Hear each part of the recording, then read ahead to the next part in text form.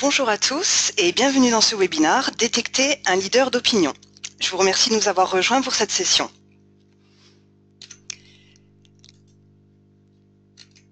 Je m'appelle Héloïse Naudy, je suis consultante produit sur la plateforme Expernova et je vais animer ce webinaire qui va durer environ une trentaine de minutes.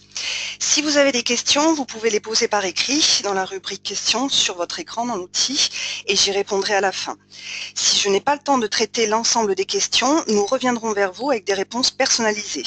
Le webinaire est enregistré et vous recevrez un mail avec un lien pour pouvoir le revoir. Si vous avez des questions, vous pouvez également nous contacter par email via contact@expernova.com ou sur mon adresse heloise.naudy@expernova.com. Nous allons commencer ce webinaire. Être un leader d'opinion est aujourd'hui une profession à part entière. Les leaders d'opinion émergent en effet comme une nouvelle discipline dans le monde des affaires. Pourquoi ? Parce qu'ils jouent un rôle crucial dans l'éducation des communautés et la sensibilisation aux derniers développements clés dans leur domaine. De plus, ils influent sur la perception et l'opinion des divers acteurs et experts du monde scientifique. La notoriété scientifique et l'influence de ces individus leur est directement conférée par la communauté scientifique. Ainsi, ils sont la cible idéale des entreprises qui les utilisent pour promouvoir leurs produits et pour améliorer la maîtrise du cycle de vie de leurs produits. Tout comme le Customer Relation Management, le Key Opinion Leader Management, le KOL Management, est aujourd'hui un élément essentiel du processus de cycle de vie d'un produit pour le marketing et les services de R&D. Le leader d'opinion joue ainsi un rôle fondamental à toutes les étapes du processus de cycle de vie d'un produit, que ce soit son développement, sa croissance ou la pénétration d'un marché spécifique, et il permet aux entreprises d'adapter leur stratégie en leur fournissant les retours et les indicateurs clés issus de leur communauté. Enfin, il participe au processus d'adoption d'un produit et à sa promotion. On peut donc dire que les leaders d'opinion aident les entreprises à maintenir une relation entre pairs, à accélérer l'adoption et la promotion de produits au niveau mondial, national ou régional. Ils aident également les entreprises à développer un marché et à capitaliser sur la connaissance et donc à réagir plus rapidement. Le leader d'opinion leur permet de tester les réactions du marché et les entreprises peuvent adapter leur stratégie. C'est pourquoi les entreprises doivent intégrer un plan KOL, donc Key Opinion Leader, dans le cadre de leur stratégie KRM, Knowledge Resource Management. Donc ce plan d'opinion leader, de leader d'opinion, les aidera à définir leurs besoins et à recruter un portefeuille de leaders d'opinion. Parce que vous pouvez avoir un type de leader d'opinion différent pour chaque étape du cycle de produit. Mais comment identifier ces leaders d'opinion ? Il vous faut d'abord définir vos besoins en répondant aux questions suivantes. Tout d'abord, quel est votre marché ? Vous aurez besoin de profils de leaders d'opinion différents selon le marché sur lequel vous vous positionnez.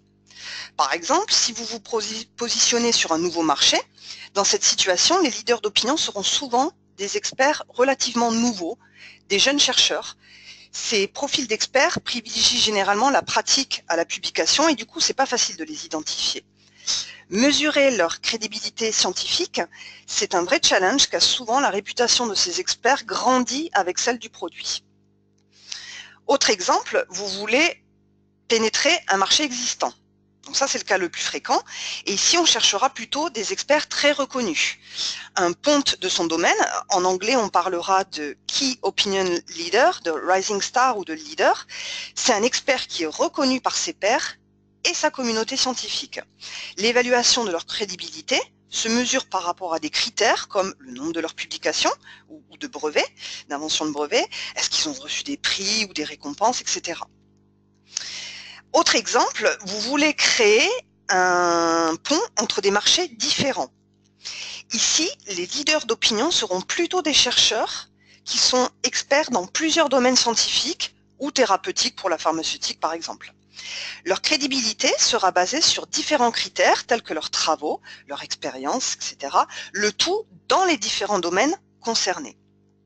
Et pour l'entreprise, avoir un leader d'opinion avec ce profil, ça lui permet d'atteindre plusieurs objectifs, comme par exemple l'extension d'un brevet ou le développement de ses ventes. Donc, première question, quel est votre marché? Deuxième question, à quel stade dans le cycle de vie de votre produit êtes-vous? Selon le stade où vous en êtes, vous allez privilégier plutôt des chercheurs reconnus ou des pontes du domaine. Dernière question, quelles sont les zones géographiques les plus stratégiques pour vous? Internationales, nationales, régionales. La définition du périmètre géographique pourra vous donner des indications sur les inclinaisons culturelles, politiques et linguistiques et aussi sur l'expérience de l'expert. Donc, une fois que vous avez répondu à ces questions et que vous avez défini votre périmètre de recherche, vous pouvez ensuite commencer à identifier les leaders d'opinion dont vous avez besoin.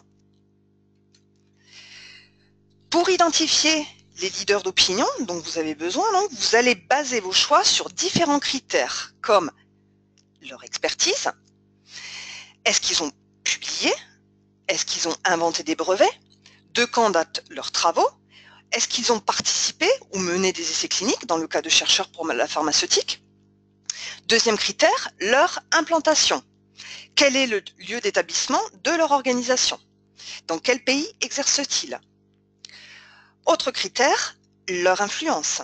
Quel est leur réseau d'influence? Avec qui ont-ils collaboré? Est-ce que c'est un réseau d'experts plutôt académique ou industriel, international ou national? Tous ces critères vont vous permettre d'identifier les leaders d'opinion dont vous avez besoin. Et c'est ce que je me propose de vous montrer aujourd'hui au travers d'un cas d'utilisation et d'une démonstration en ligne.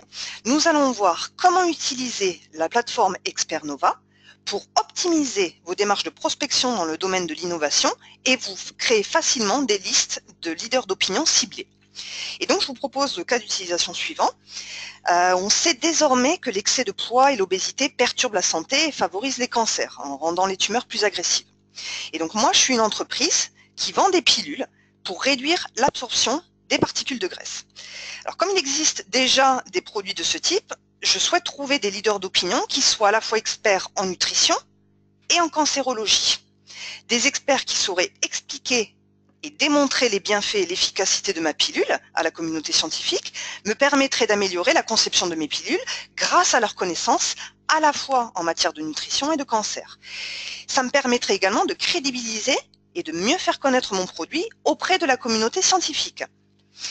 Et souhaitant également mieux pénétrer le marché américain, j'aimerais trouver des leaders d'opinion travaillant aux États-Unis.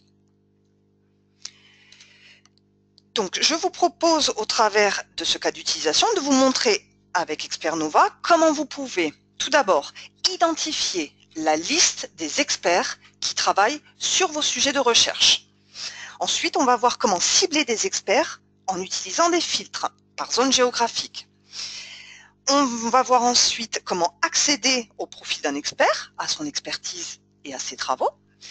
Puis, on va voir comment naviguer au sein des réseaux de collaboration d'un expert pour découvrir avec qui il travaille sur notre sujet de recherche. Et enfin, nous terminerons en voyant comment capitaliser sur les connaissances acquises durant votre recherche grâce aux fonctions de bookmark, de partage et d'export qui vous permettront de vous construire des listings sur mesure.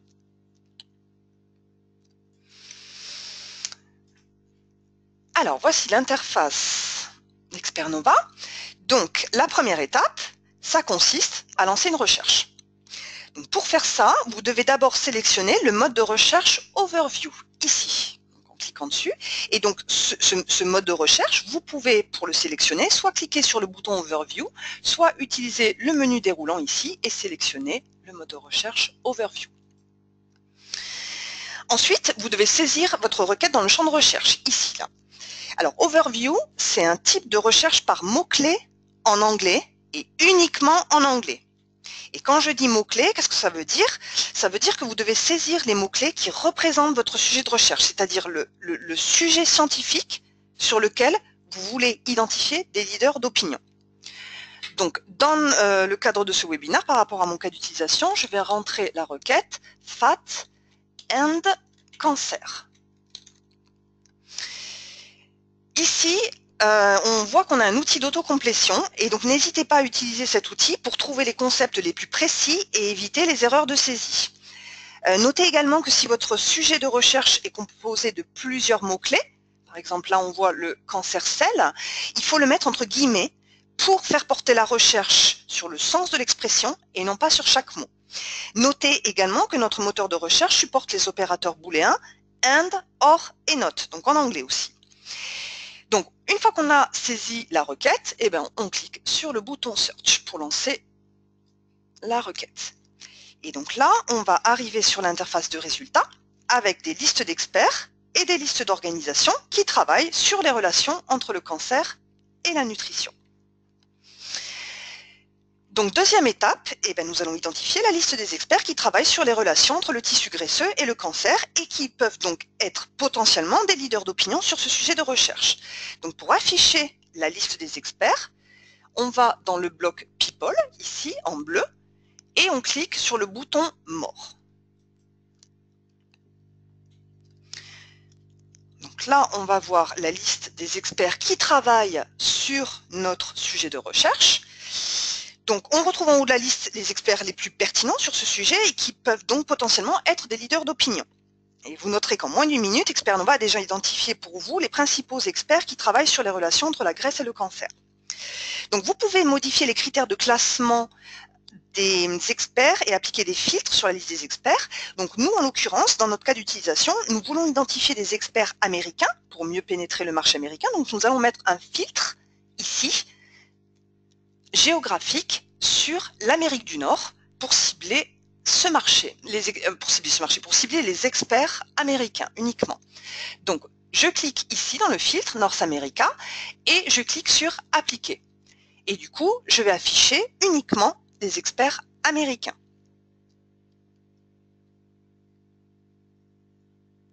Voilà. Donc ici, on a la liste d'experts. Si vous allez tout en bas, donc vous avez le nombre d'experts et des boutons de navigation pour accéder aux autres pages. Ensuite, une fois que vous avez appliqué vos filtres, vous pouvez exporter cette liste en format Excel, ce qui vous permet d'avoir un premier listing sur mesure d'experts américains qui travaillent sur votre sujet de recherche. Pour exporter, on va dans le menu de navigation, ici, on clique sur le bouton et on choisit le format Excel parce que Excel vous permettra d'éditer par la suite vos fichiers. Alors, je vais lancer un export et on va voir le type de données que vous pouvez trouver. Donc, l'export va générer un fichier Excel qui va reprendre en fait toutes les informations du profil de l'expert. Je vais l'ouvrir.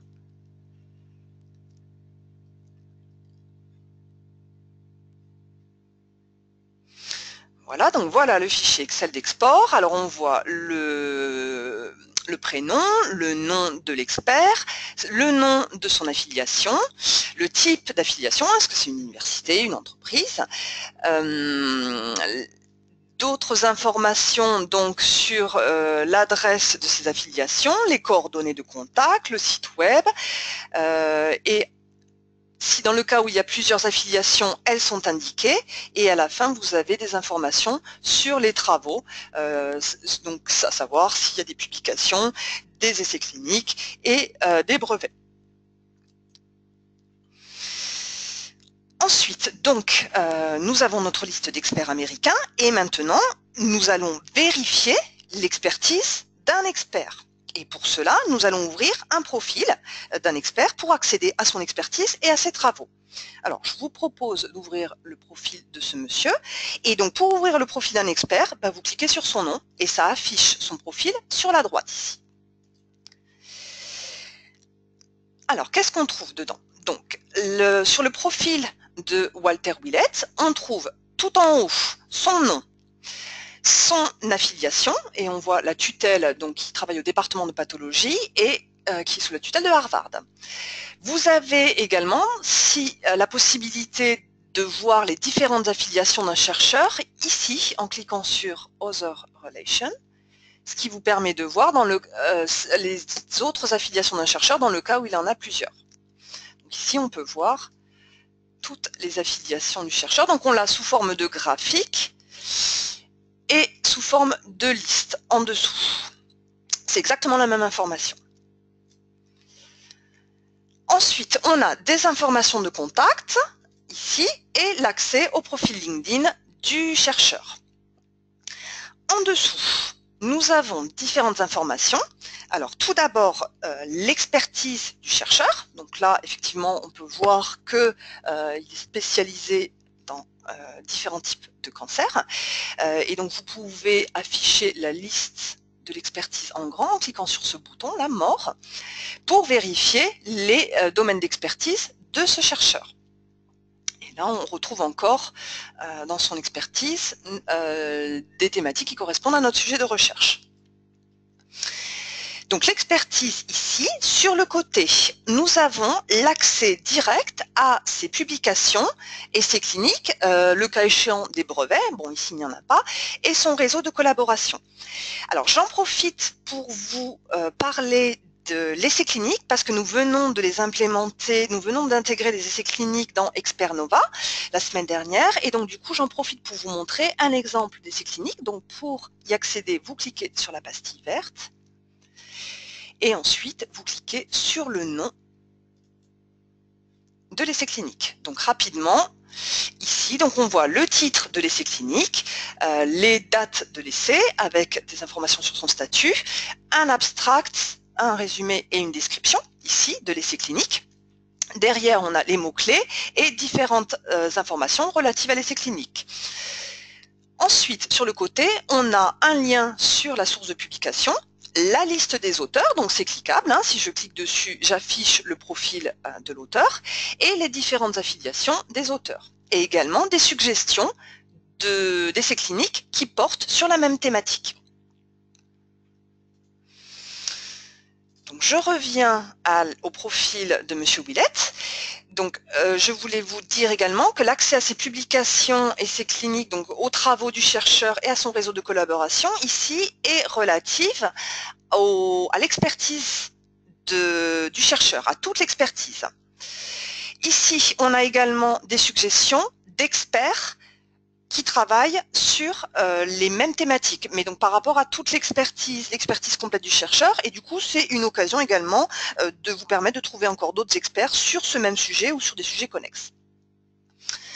Enfin, je voulais vous montrer le Why, ici, cette fonctionnalité, qui est très précieuse, puisque cette fonctionnalité permet à Expernova d'analyser pour vous pourquoi le profil de cet expert est considéré comme pertinent sur notre sujet de recherche. Alors, on a des éléments en termes tout d'abord d'expérience qui nous disent pourquoi Monsieur Willett est pertinent sur le sujet graisse et cancer. D'abord en termes d'expérience parce qu'il travaille depuis 31 ans sur ces sujets. On voit également qu'il a publié récemment des travaux sur ce même sujet. On a également des indications en termes de travaux. Ici, nous avons accès à la liste des publications de l'auteur sur notre sujet de recherche. Donc ça, c'est vraiment intéressant. Et donc l'accès à ces travaux, donc c'est cliquable, hein. Ici, j'affiche la liste, et l'accès à ces travaux vous permet de mieux cerner l'expertise du chercheur. Donc voilà la liste des documents, des publications de Monsieur Willett sur notre sujet de recherche. Alors tout en haut, notez que nous avons plusieurs graphiques. Le premier qui nous donne une typologie du type de publication de Monsieur Willett. Donc là on voit à 90% que ce sont des articles de journaux, mais il y a également des actes de conférences, etc. Et nous avons également un graphique qui nous montre l'évolution du nombre de publications de Monsieur Willett sur notre sujet de recherche. Donc ça, c'est également intéressant. Et le dernier graphique nous montre dans quel domaine scientifique sont majoritairement issues les publications de Monsieur Willett sur notre sujet de recherche. Ensuite, en dessous, on a donc des filtres et la possibilité d'ordonner les publications. Donc par exemple, ici, on peut ordonner les classifications par année. Alors ça, cette fonctionnalité, elle est intéressante. Pourquoi? Parce que Expernova vous permet d'accéder aux dates de publication des documents. Et donc, ce qui vous permet de voir si l'expert est toujours en activité. Là, par exemple, on voit qu'on a une publication de 2015. Donc, effectivement, Monsieur Willett publie encore. Et donc, si on voit qu'un expert n'a pas publié depuis 10 ans, on peut se demander s'il n'est pas à la retraite. Donc, Donc, on voit ici les publications et on peut y accéder. Donc, vous avez d'autres filtres. Hein. Vous pouvez filtrer par domaine scientifique et par type de publication. Et si vous voulez accéder au document, simplement, vous cliquez dessus sur son titre, comme ceci, et toujours pareil, sur la droite, ça vous fait apparaître le document. Alors, on va voir ensemble une publication. Ici, donc, on a le titre de la publication. On a un résumé de cette publication, la liste des mots-clés et les domaines scientifiques dans lesquels il est classifié. Ensuite, ici, on a toujours un lien sur la source de publication qui nous permet d'accéder à la publication sur le site, bon ici en l'occurrence de Medline. La liste des auteurs, donc ça aussi c'est cliquable. Si je clique dessus, j'affiche les profils des différents auteurs, leurs affiliations, et enfin on a des suggestions de publications sur les mêmes thématiques. Ça peut toujours être intéressant. Donc voilà pour le document. Donc on va revenir au why. Donc on a vu on a la liste d'experts américains. Donc on avait défini notre premier critère, le critère d'implantation. On voulait un expert américain. Donc là on a notre liste. On a pu vérifier l'expertise de ce chercheur en accédant à ses travaux. Et maintenant on va s'intéresser à son réseau parce qu'un expert qui a beaucoup publié mais qui n'a pas de réseau, bah, c'est pas un leader d'opinion. Donc pour ça, Expernova nous donne des informations dans le why sur le réseau de Monsieur Willett sur notre sujet de recherche. Donc ça, c'est vraiment intéressant. Et pour y accéder, on y accède en cliquant ici. Là, on voit 276 connexions sur ce sujet de recherche. Donc je clique dessus. Et donc là, Expernova vous permet d'accéder au réseau de collaboration d'un expert sur votre sujet de recherche. Donc ça vous permet de visualiser facilement avec qui cet expert collabore et ça vous donne des indices sur son réseau et donc sur sa zone d'influence. Donc vous pouvez naviguer au sein de son réseau de collaboration et visualiser avec qui il collabore sur le sujet de votre recherche. Vous pouvez voir avec qui il a copublié une publication ou inventé un brevet et vous pouvez évaluer la dimension de son réseau et donc de son influence. Alors, qu'est-ce qu'on a? Ici, on a un graphique et en dessous, on a une liste. Donc c'est exactement la même information. On a ici donc dans le graphique Monsieur Willett qui est au milieu et tout autour ce sont ses collaborateurs. Et donc c'est eux qu'on retrouve en fait dans la liste ici en dessous. Donc la liste ça se présente toujours de la même façon. Ici donc vous avez la liste de tous les collaborateurs et des boutons de navigation pour accéder aux autres pages. Donc ici, si on regarde le réseau, qu'est-ce qu'on voit d'un premier coup d'œil? On voit que Monsieur Willett, il a un réseau qui est essentiellement américain et puis on peut le voir ici dans les filtres. Ici, vous pouvez filtrer la liste des collaborateurs par zone géographique. Donc là, par exemple, si je vais sur l'Asie, je vois qu'il a 3 connexions, 3 collaborations en Asie. Il en a en Europe une dizaine, donc en Allemagne, 2 en Grèce, etc. Et si on va sur North America, eh ben là pour le coup, on voit que y a plus de 220 relations. Donc en fait, on voit que le réseau de Monsieur Willett, il est essentiellement américain. Et ici dans la liste, vous voyez les affiliations des chercheurs. Donc Harvard, National University of Athens. Donc on voit que c'est un réseau qui est quand même essentiellement académique, donc américain et académique. Notez que cette liste des collaborateurs, vous pouvez l'exporter aussi de la même façon qu'on a fait tout à l'heure. Donc toujours pareil, on clique sur export et on sélectionne Excel. Et là donc vous aurez dans le fichier Excel toutes les informations relatives à chaque chercheur avec leur nom, leurs affiliations, la nature de leur affiliation, etc. Donc ça vous permettra de vérifier le réseau et donc la zone d'influence des collaborateurs de Monsieur Willett. Dernière chose que je voulais vous dire sur ce graphique et qui n'est pas négligeable, donc là on voit les relations donc entre Monsieur Willett et ses collaborateurs. Ici les lignes, vous voyez qu'il y a différentes épaisseurs, plus la ligne est épaisse, plus la collaboration est forte. Donc là on voit que sa principale collaboration, c'est avec Monsieur Kolditz. Et donc, ce Monsieur Kolditz, j'ai 2 options ici, soit je veux avoir plus d'informations sur lui, donc je clique sur son nom pour afficher son profil, ou alors Expert Nova me permet de savoir qu'est-ce que M. Kolditz et M. Willett ont fait tous les deux sur notre sujet de recherche. Donc, et pour ce faire, soit je clique sur la ligne ici, soit je clique sur Open Connection. Et là, je vais pouvoir accéder aux détails de la collaboration entre ces deux experts, c'est-à-dire je vais pouvoir voir qu'est-ce qu'ils ont fait tous les deux.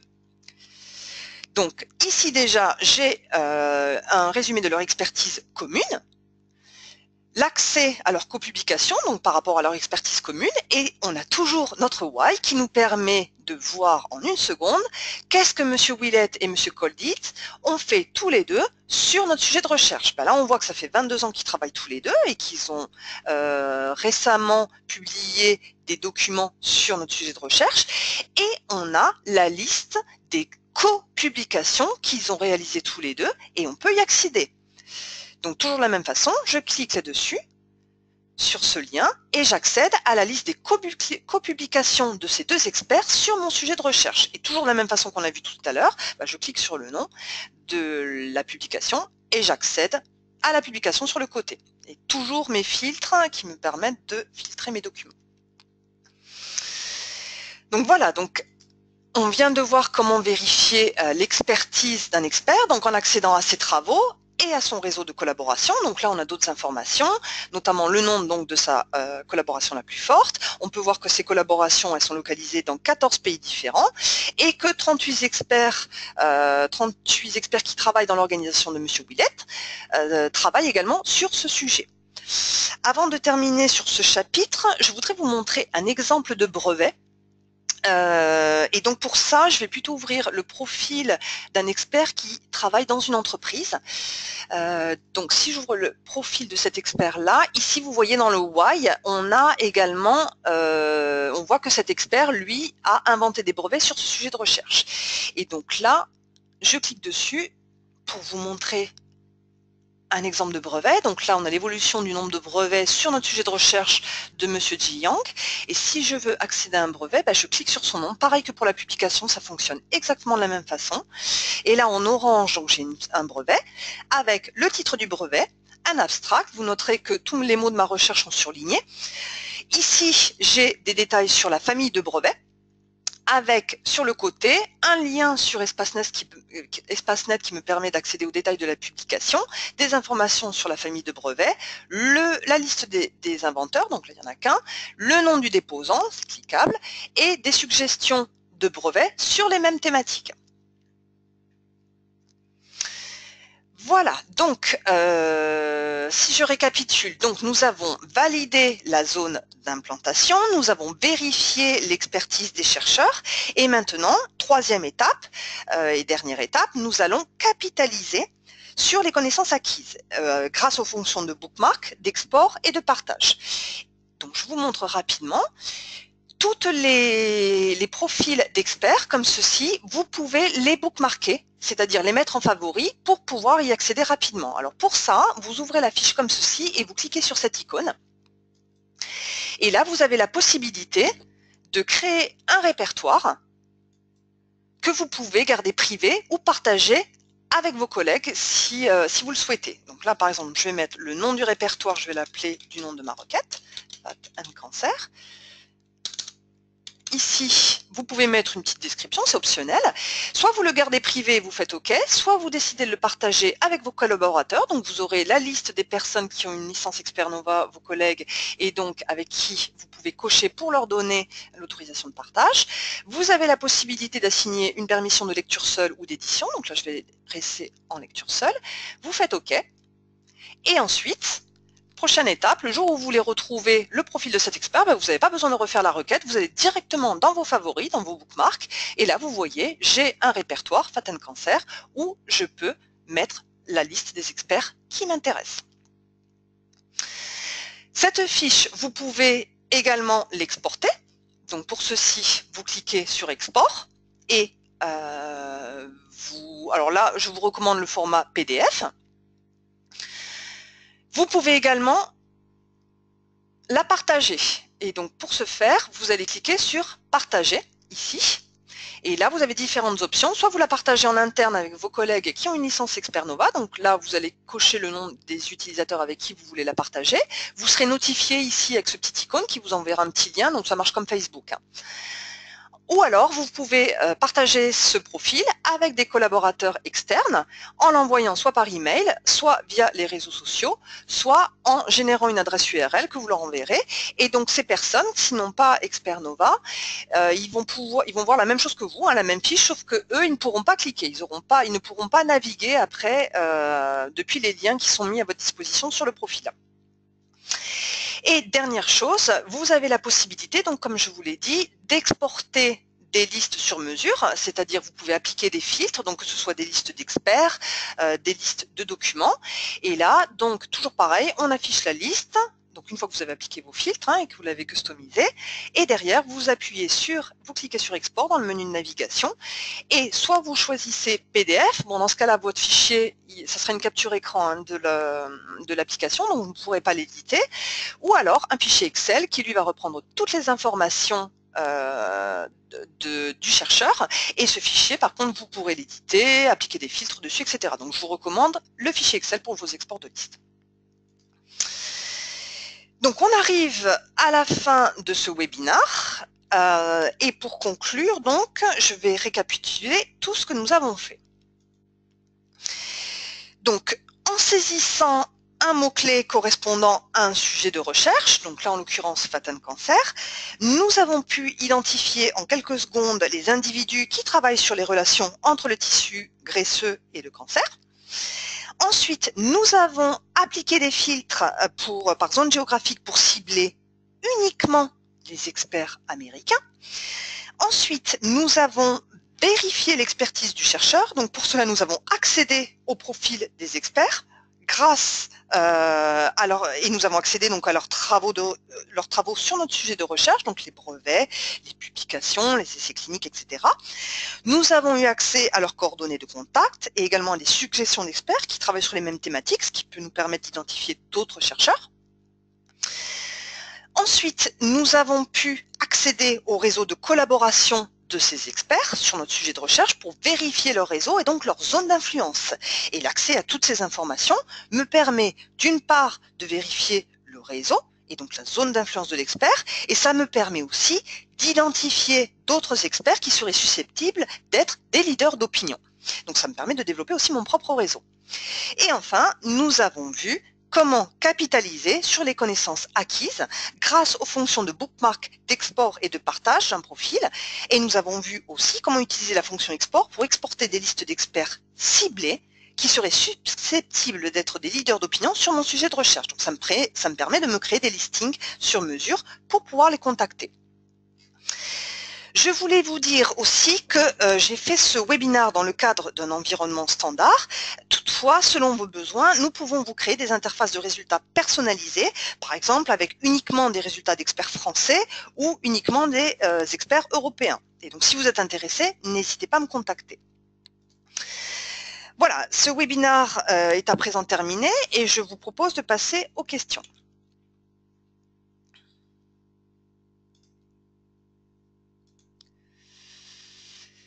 Donc, première question. Alors, j'ai plusieurs questions sur les filtres. Je vais vous remontrer. Donc, les filtres, ils sont disponibles en fait sur toutes les listes. Donc, dès que vous avez une liste, donc là, par exemple, je vais prendre ma liste d'experts pour ce webinaire. Donc, dès que vous voulez afficher une fiche, il faut cliquer sur More pour afficher l'ensemble de la liste. Et ensuite, les filtres donc, sont toujours en haut de la liste. Vous avez des options d'ordonnancement ici. Donc là, par défaut, ils sont classés par relevance, mais vous pouvez aussi les classer par ordre alphabétique. Et ici, vous pouvez appliquer des filtres géographiques. Et donc là, par exemple, pour répondre à une des questions, si je veux uniquement les experts français, dans ce cas-là, je vais sur Europe et là, je peux filtrer encore par pays. Donc là, par exemple, ici, voilà, France. Je coche France et derrière, je fais appliquer. Et là, je vais avoir que des experts français. Voilà. Alors, autre question. Alors, j'ai des questions sur les exports. Donc, la fonctionnalité d'export, elle est dans le menu navigation, tout à gauche. Là, c'est pas dans la liste. Donc, c'est toujours ici. Donc là, il y a plusieurs cas. Premièrement, vous voulez exporter le profil d'un expert. Donc, pour ce faire, vous cliquez sur le nom de l'expert pour afficher sa fiche. Et là, une fois que vous l'avez, vous l'ouvrez en grand. Et ici, vous pouvez exporter. Et dans ce cas-là, je vous recommande le format PDF parce que vous allez avoir la même chose que ce que nous avons ici. Deuxième cas, vous voulez exporter la liste. Dans ce cas-là, vous ouvrez la liste, comme je l'ai fait là maintenant, vous appliquez au préalable les filtres dont vous avez besoin et après, ici, vous cliquez sur export, donc toujours pareil, hein, c'est toujours la même fonctionnalité. Et là, je vous recommande plutôt le fichier Excel parce que du coup, le fichier Excel que vous allez obtenir, comme on l'a vu tout à l'heure, il va contenir plein d'informations sur le profil, les affiliations, les coordonnées des experts et donc du coup vous après vous allez pouvoir l'éditer, appliquer des filtres et retravailler votre fichier. Il y a pas mal de questions, je vais en prendre une dernière et après on va terminer parce que je suis un peu en retard, j'ai un peu débordé. Alors c'est des questions sur le why. Alors je vais vous réexpliquer rapidement. Donc quand on est sur un profil d'expert, donc on a l'accès aux travaux du chercheur, mais par rapport à l'expertise complète. Et donc l'accès, il se fait là. Ce qui est Expernova, ce qui est vraiment précieux en fait, et ce que Expernova met à votre disposition, donc dans le why, c'est en fait, il vous fait l'analyse sur votre requête et il vous explique pourquoi ce profil est pertinent par rapport à votre sujet de recherche. Et donc, vous avez des éléments en termes d'expérience, de travaux. Donc là, vous avez accès à tous les travaux. Donc là, on n'a que des publications scientifiques, mais on pourrait trouver des essais cliniques ou des brevets, comme on a vu tout à l'heure sur la fiche de l'autre chercheur. Et là, du coup, ça vous donne un accès direct aux documents du chercheur, mais uniquement sur vos sujets de recherche. Donc ça vous fait vraiment gagner du temps et vraiment très intéressant pour vérifier la zone d'influence et donc être en mesure de dire si oui ou non cette personne est un leader d'opinion. Vous avez accès à son réseau de collaboration sur votre sujet de recherche. Voilà, donc c'est vraiment précieux. Et donc, à chaque fois, vous passez la souris dessus et vous voyez les éléments sont cliquables et vous pouvez accéder aux détails des informations. Voilà, donc ce webinaire est à présent terminé. Donc, pour les personnes à qui je n'ai pas répondu pendant ce webinaire, je vous enverrai une réponse personnalisée, je ne vous oublie pas. Et donc maintenant, c'est à votre tour d'utiliser Expernova. Donc, si vous n'êtes pas déjà un utilisateur, n'hésitez pas à nous demander une démo personnalisée à contact@expernova.com. Et puis, je vous remercie pour le temps que vous avez consacré à ce webinaire et je vous souhaite une excellente journée. Merci à tous.